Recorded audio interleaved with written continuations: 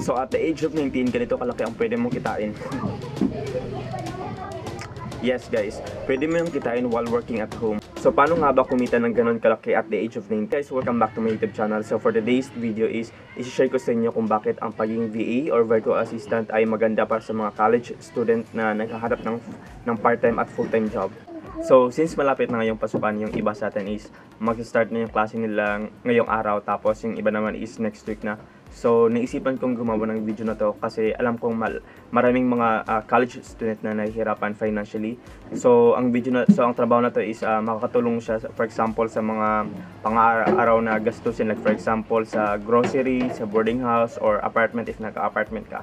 So ang i-share ko nga sa inyo is ang pag-VA or virtual assistant. So sa work na to is hindi mo naman kailangan mag-work physically doon sa sa pinagtatrabahoan mo.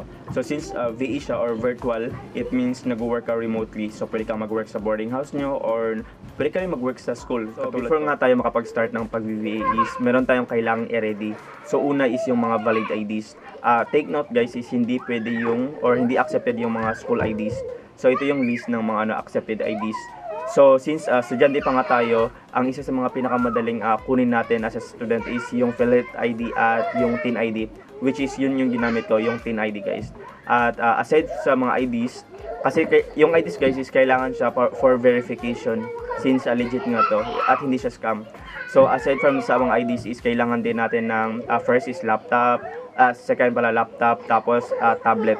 Yung tablet guys is pwede siya, pero dapat meron siyang features na pwede mo siyang i-desktop mode or pwede mo siyang i-convert as a laptop. Kasi nung nag-start din ako is hindi naman laptop yung ginagamit ko. Yung ginagamit ko is yung tablet na merong features na pwede mo siyang i-desktop mode. So aside from doon is kailangan mo din ng internet connection. So dapat meron kang internet connections. Hindi naman kailangan yung wired connections or ganun. Ang kailangan mo lang talaga is at least 3 Mbps. Usually yung mga client natin is meron silang mga minimum at least like 3 Mbps, pero pag bababa ka pa doon is usually hindi ka nila tinatanggap. Pag na-ready mo na yun guys, ang next step is kailangan mong gumawa ng mga freelancing profile sa mga freelancing websites. Actually guys, maraming mga freelancing websites, pero yung i-mention ko lang is yung mga na-try ko na.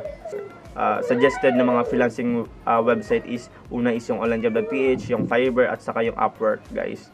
So after mo makapag-create ng mga freelancing websites, ang next step naman is kailangan mong it's either magpa-enroll ka if may budget ka, or pwede ka rin namang, so if wala kang budget, pwede ka ding manood ng mga tutorials, or like for example sa YouTube channel ko, marami akong mga tutorials doon sa Amazon VA.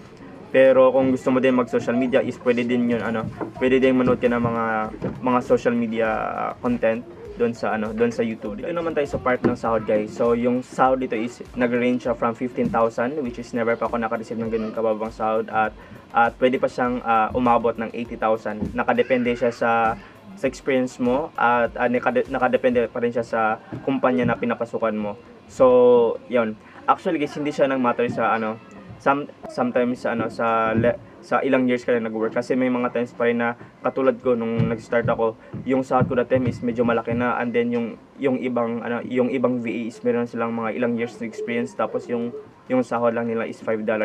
So doon na-realize ko na sometimes hindi din talaga siya nakadepende sa hindi siya nakadepende doon sa ilang years ka na. Sometimes nakadepende din siya kung ano yung kumpanya na pinapasukan mo. Nakadepende talaga siya sa employer mo. Bakit ko nga ba recommended ang pagiging VA sa mga college student? Kasi guys, first of all is work from home siya, or VA or virtual assistant. It means hindi mo kailangan mag-work din physically sa kumpanya na pinagtatrabahoan mo, or hindi mo kailangan nandoon ka mismo sa employer nyo. So it means pwede ka mag-work doon sa bahay nyo, or doon sa boarding house nyo, or doon sa apartment nyo. And then second is yung sahod. Guys, malaki kasi yung sahod dito guys. Hindi siya compared doon sa mga ibang, like for example if working student ka na medyo mababa yung sahod. So dito is malaki siya. So nag-range siya from 15,000 to 80 up based sa aking experience. And then ang kagandahan dito is flexible siya. May mga work na kailangan mo ng night shift, pero marami ding mga work na flexible. So it means pwede